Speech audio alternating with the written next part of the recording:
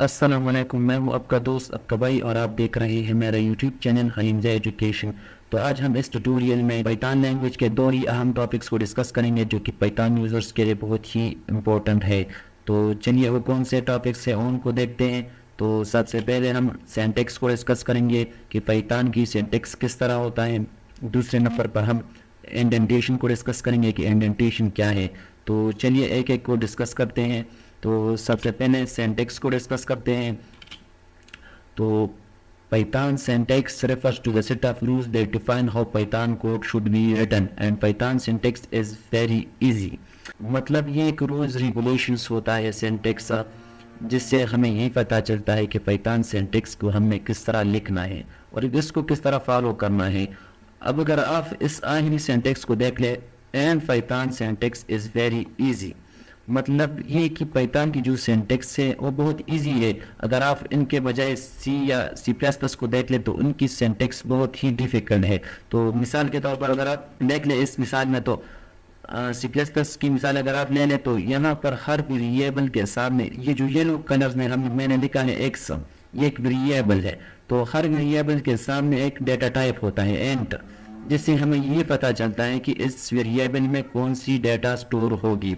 तो हर वेरिएबल के सामने एक डेटा टाइप है और हर स्टेटमेंट के एंड में सेमीकोलन है। तो इस तरह भी यहाँ पर एक सेमीकोलन है और यहाँ पर भी एक अनंत डेटा टाइप है। अगर आप इसके बजाय पाइथन को देख ले तो यहाँ पर न कोई डेटा टाइप है और न कोई आखिर में सेमीकोलन है। तो ये बहुत ही ईजी है, ईजी सिंटैक्स है यूजर्स के लिए। तो ये तो थी सिंटैक्स। अब आते हैं इंडेंटेशन पर कि इंडेंटेशन क्या है। तो सबसे पहले डेफिनेशन को देखते हैं। Indentation in Python uses indentation is like using spaces। ये spaces होते हैं और tabs at the start of a line to organize and group together। ये spaces और tabs होते हैं जो कि हर लाइन से पहले हम देते हैं। It helps Python know which statement belongs together in loops। ये वो स्टेटमेंट होते हैं या वो स्पेसेस या वो टैब्स होते हैं जो हर स्टेटमेंट से पहले हम देते हैं, जिनसे हमें ये पता चलता है बिलोंग्स टुगेदर इन लूप्स की कौन से लूप्स के साथ एसोसिएटेड हैं या कौन से कंडीशन के साथ एसोसिएटेड है या कौन सी फंक्शन के साथ एसोसिएटेड है। And other blocks of code, it is crucial for code readability and structure. ये बहुत ही इंपॉर्टेंट है रीडेबिलिटी के लिए एंड कोड स्ट्रक्चर के लिए।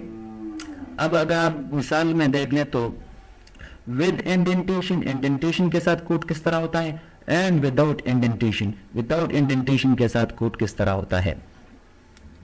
अब अगर आप इस कंडीशन को देख ले, if x is greater than 5, तो यहाँ पर हमने कुछ स्टेटमेंट लिखा हुआ है friend x is greater than 5। तो अगर आप इस स्टेटमेंट को देख ले तो ये स्टेटमेंट इस कंडीशन के साथ एसोसिएटेड है, क्योंकि यहाँ पर हमने इंडेंटेशन लगाया हुआ है, कुछ स्पेसेस लेके हुए हैं या टैब्स लिखा हुआ है या टैब्स दिया है। अब अगर दूसरे कंडीशन को आप देख लें तो इस condition print x is not greater than 5, तो ये भी इंडेंटेड है, मतलब यहाँ पर हमने स्पेसेस दिए हैं, टैब्स दिया है।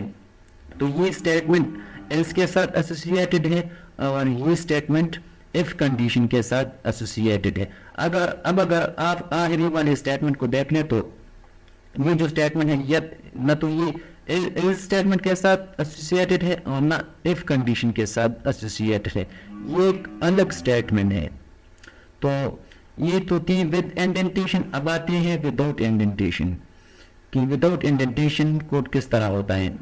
अगर आप इस कंडीशन को देख लें, सबसे पहले if x is greater than 5 friend this is not if statement। मतलब यहाँ पर हमने कोई इंडेंटेशन नहीं लगाया हुआ है, न कुछ स्पेसेस दिए हुए हैं न कुछ टैग्स दिया हुआ है। तो मतलब ये स्टेटमेंट इस कंडीशन के साथ एसोसिएटेड नहीं है, ये एक अलग स्टेटमेंट है इस कंडीशन से बाहर। अब अगर आप इन कंडीशन को देख लें, इस कंडीशन को, तो इसमें हमने दो कंडीशन पुट किए हुए हैं, लेकिन ये दोनों कंडीशन इसके साथ एसोसिएटेड नहीं है, ये एक अलग कंडीशन है या अलग स्टेटमेंट्स है। तो ये तो थी इंडेंटेशन। तो उम्मीद करता हूँ कि आपको ये वीडियो पसंद आई होगी। अगर आपको पसंद आई है तो प्लीज़ वीडियो को लाइक कर दे और अपने दोस्तों के साथ भी शेयर कर दें।